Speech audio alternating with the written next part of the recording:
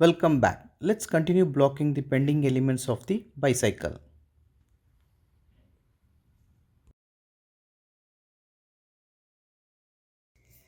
Let's begin. We will create the curve for the handle geometry. Starting from the top camera view, we draw the curve and then adjusted it in the side view to match the reference.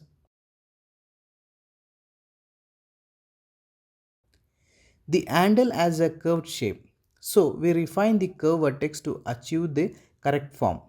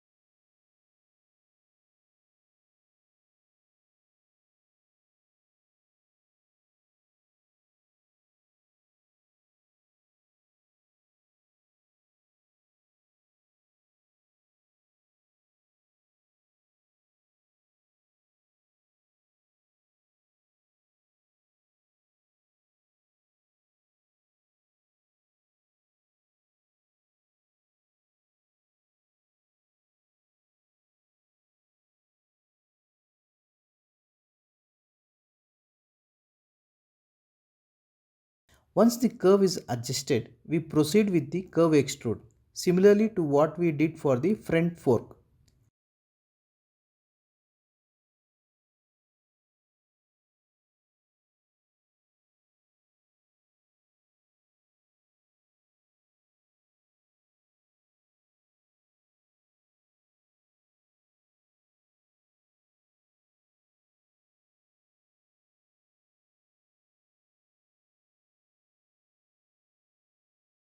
Subdivisions are added to refine the shape. The handle geometry can still be adjusted after extrusion as long as we avoid deleting its history.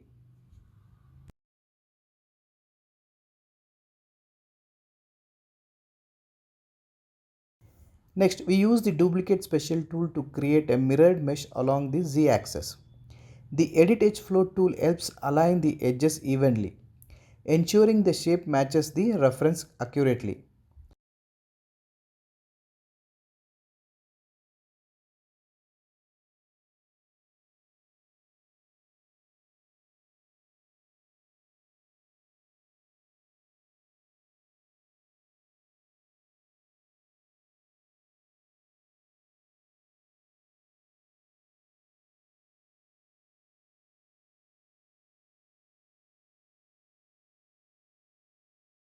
I reduce the handle thickness using the transform component option.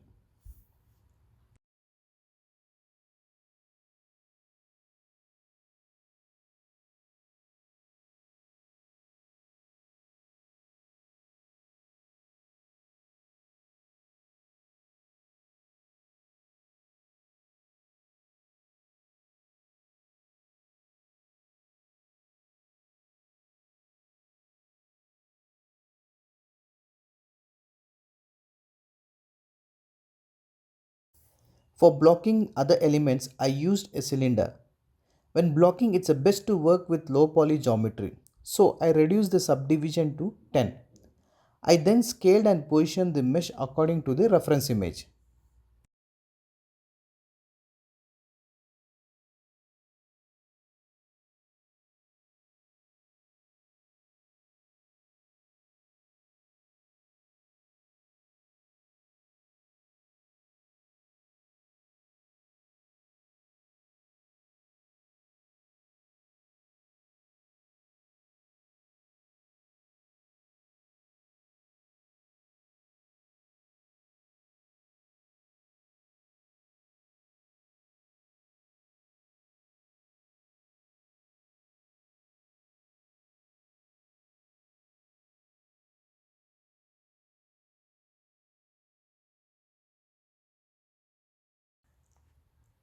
Rather than creating a new polygon primitives, I duplicated extended element to create a new objects. This is a faster and more efficient workflow. Since we have working with a single reference image, we can logically infer the positions of the elements.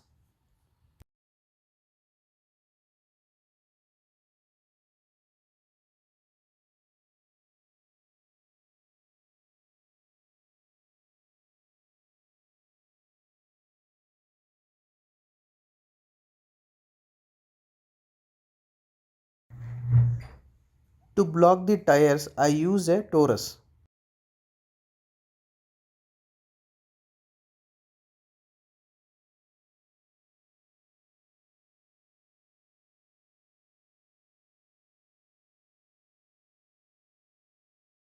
After positioning it to the match the reference, I adjusted its input properties such as radius and section radius to achieve the correct thickness and size. The subdivision axis was increased to 50 and the subdivision height to 16 for smoother geometry.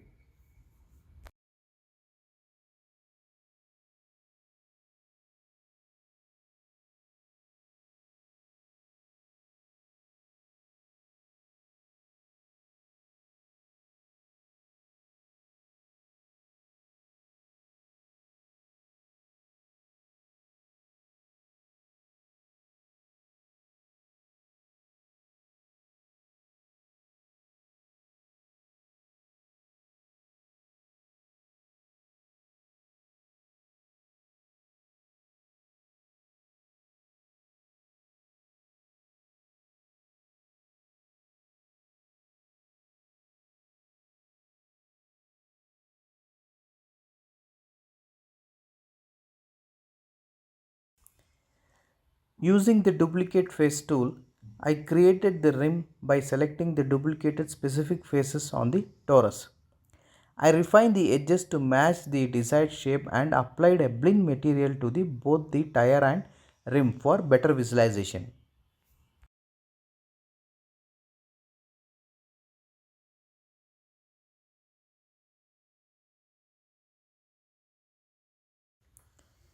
Next, I started blocking the wheel hub.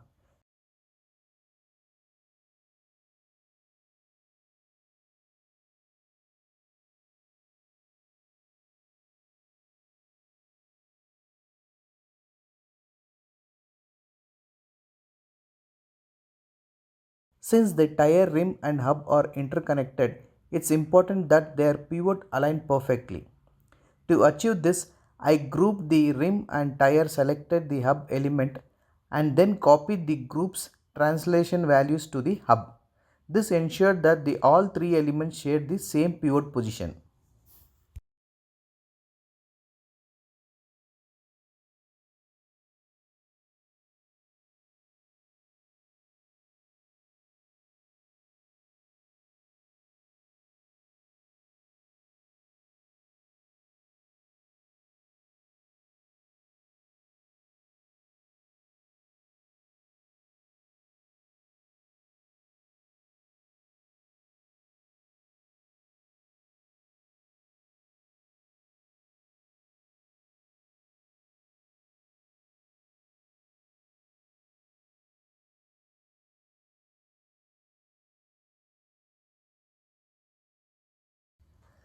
Finally, I created the front mudguard.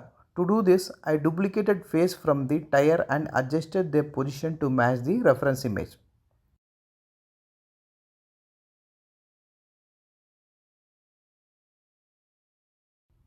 I then applied a Blinn material to differentiate it from the tire and made it a tire material slightly darker for contrast. This concludes the session. In the next session, we will continue blocking the remaining elements of the bicycle. Thank you everyone.